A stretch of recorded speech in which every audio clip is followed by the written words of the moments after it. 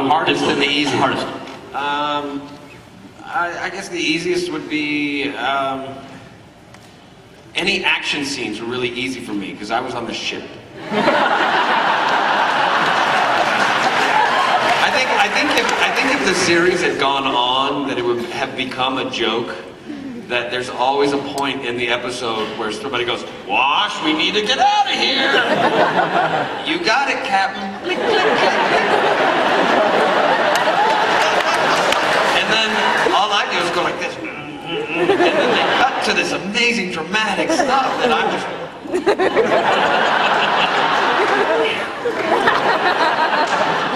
That stuff was pretty, that stuff was fun. If I may interject just for a moment. I remember there was a day where we were filming war stories.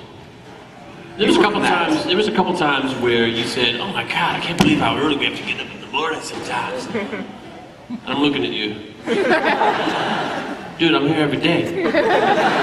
And then we did the episode War Stories together, and Alan looks at me and says, "We're out in the desert, 5:30 in the morning, way out in the desert. You have to leave at 3:30 to get out to this spot in the desert." And he liked it because he could drive fast. But he'd look at me and say, so this is your schedule, eh? This is what you do every day? I doubt he said A. I was Canadian back then. He was translating for me. He did that for me. Yeah, Nathan's schedule was a lot harder than mine for sure. But I would say the hardest would have been when we did War Stories. Absolutely. Not just the waking up, all that probably added to it, but our electrocution thing. Oh my God. You clench your muscles and you jiggle around and you do all that kind of stuff. Do that for like 8 hours in a day. And see if you don't wake up the next day feeling like you were actually electrocuted. My head was all bruised on the back because that took 2 days, and the next day I came back, I was like, "Oh, my head's all tender from hitting that stretcher we were on." That's right, I got out. I got sprung from jail. You stayed in there.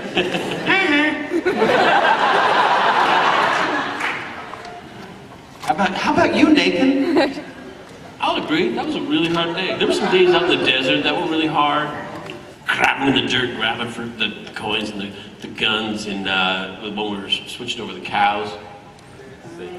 Thanks, same. And I remember taking my pants off at the end of the day going, "Oh my God, there's more sand in my shorts than there is outside." Getting dirty all the time, it was gross. But it was always fun, it's always a labor of love. It wasn't tough, it was awesome. I was with you guys. Yeah, I don't remember any bad days. Yeah. Me neither. History has a way of doing that, filtering out the crap. That's why you always say, like, why can't music be like it was in the 60s? The 60s had a lot of crappy music.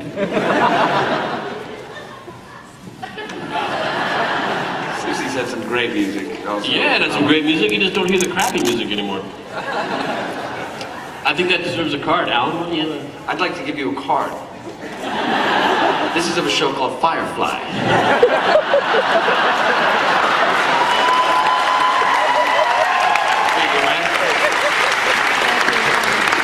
You can have a card or this Hyatt napkin.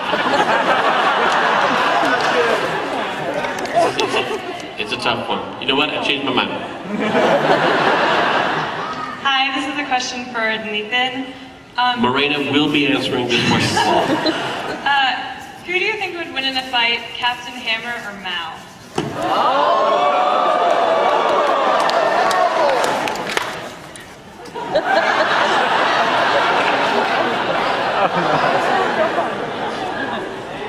She said, "Who's Captain Hammer?"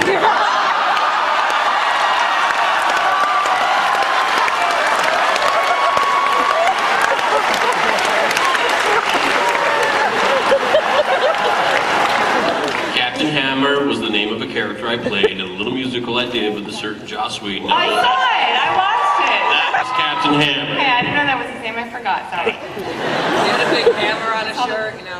He had a hammer on his chest. That might confuse you. I was too busy watching your pretty face. Thank you, Morena. Nice save. Nice save. I think we're gonna have to go with Mal, because Mal is a badass across the board. Woo! And a little biased, but I think that's the way to go. I'm gonna go with that. I'm gonna go with that. Correct. Why don't you, Alan, give the lady a card. No, wait, Jewel, give the lady a card. Next question. Jewel. Alan goes, tell her it has our images on it. You might not have heard me earlier.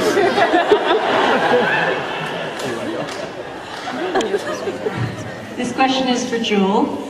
On Stargate Atlantis, Dr. Keller and Ronan had a really hot little moment. Nothing happened. Now we've got Dr. McKay professing his love. Who do you really belong with?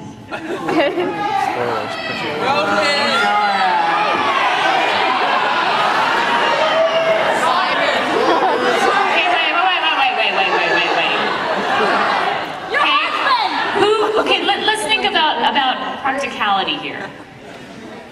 Because go ahead and laugh.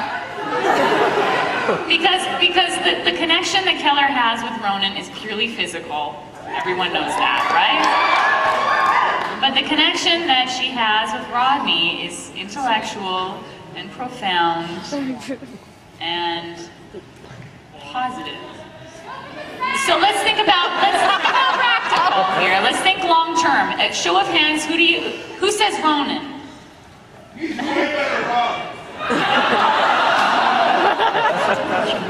I don't think so. Who says McKay? I agree with you. I think Keller is an intellectual girl, and I think she will choose the right match for her in the long term. And for the other guy, She's not a town pump.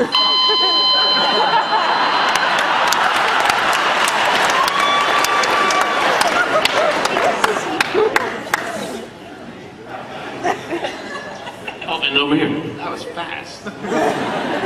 Okay, so Firefly, when Fox aired it, it was all out of order. How broken up were you guys to realize that they were going to air it with the train job being first and Serenity going last? We were the last to know. We're just actors. We know we're the first faces you see when you're watching the TV, but we're at the bottom of the pile. I remember Joss being like, it's okay, it's gonna be fine.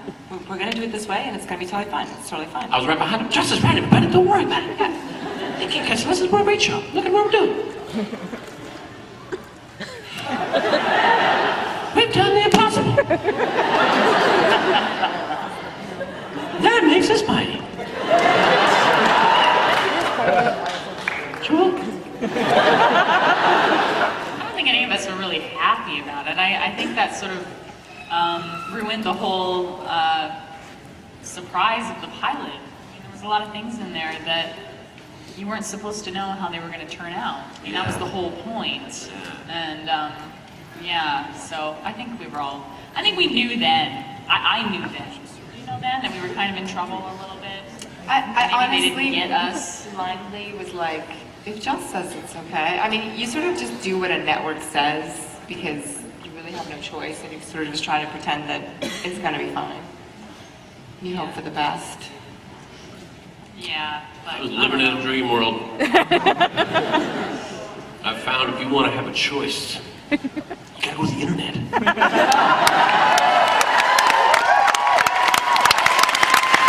Alan, when did you know that we were, pardon my frankness, tits up? Honestly, when they replaced Happy Gilmore with our show, like the baseball season, it was like, well, this happens to other shows. It happens with Fox because of the way they had baseball, and other shows were suffering because of it. So we could say, we're in the same kind of boat with these other shows, and yeah, it's a real drag, and shows overcome it and they get past it. But when there wasn't a baseball game, and they showed a movie that had been out for years, and it got better ratings than us. Did it? They just showed up looking for Fireflies, why? But that's because nobody knew the damn thing was on because they put the first episode last. But we all know this. We're talking to friends here. But when that happened, I knew that the people who were up in the Fox whatever the big wigs over there, probably right about then decided. We were hosed. We were hosed. Yeah. But we kept it. I don't know, but I still maintained hope throughout, up until the moment where Joss stuck his head in and went, I had talked to you guys. It's like, that moment. He said, I don't have anything good to say. That's what he said. I don't think I'd ever Let's seen not him that relive pissed this off. day. Yeah, let's not actually. You're right. You're right. Yeah. We're here. Let's Joe, give that have lady a call. happy questions. Anyone I with mean, a happy? Oh,